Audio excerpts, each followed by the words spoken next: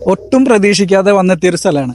സമായിലേക്ക് വേറൊരു ആവശ്യത്തിന് വേണ്ടി വന്നപ്പോൾ ഗൂഗിളിൽ സെർച്ച് ചെയ്തപ്പോൾ കിട്ടിയൊരു അടിപൊളി പ്ലേസ് ആണ്.